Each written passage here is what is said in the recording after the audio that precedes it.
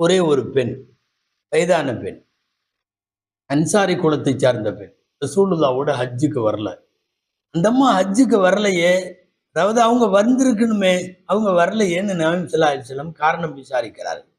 அந்த அம்மாவை கூப்பிட்டு கேட்டப்போ, இஷ்டகத்து இம்ராத்துல் அன்சார் இல நபி ஸல்லல்லாஹு அலைஹி வஸல்லம் பிகில்லத்தி தாப்பா, வாகனம் இல்லை, வசதி இல்லை அப்படிங்கிறத அந்த அம்மா காரணமாக சொல்லுகிறார்கள்.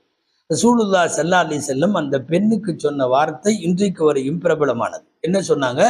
இதா கான ரமதானு ஃபஅ்தமிரி, நீ எங்கூட ஹஜ்ஜுக்கு வரல, எங்கூட ஹஜ்ஜுக்கு வரலன்னா பரவாயில்ல, ரமலான் வருதல்ல, ரமலான்ல நீ உம்ரா செய்துரு, ஃபஅ்தமிரி சொல்லிட்டு அதோட நிறுத்தல. சொன்னாங்க ஃபஇன்ன உம்ரத்தன் ஃபீ ரமதான தஅதிலு ஹஜ்ஜதன், ஏனென்றால் ரமலானில் செய்யப்படக்கூடிய ஒரு உம்ரா ஹஜ்ஜுக்கு சமமானதுன்னு சொல்றாங்க.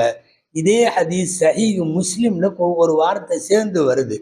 ரிவாயத்தில் முஸ்லிமின் தஅதிலு ஹஜ்ஜதன் மஇ, ரமலானில் செய்யப்படுகிற ஒரு உம்ரா என்னோடு ஹஜ்ஜு செய்வதற்கு சமமானது. ஏன்னா அந்த அம்மா ரசூல் ஸல்லல்லாஹு அலைஹி வஸல்லமோட ஹஜ்ஜு செய்யணும்னு தான் நினைச்சிருந்துச்சு, முடியல, வாகன வசதி இல்லை.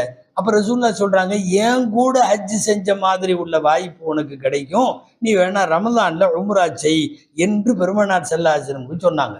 ஸல்லல்லாஹு அலைஹி வஸல்லம் அவர்கள் சொன்னார்கள், இந்த வார்த்தையை கவனிக்கணும்.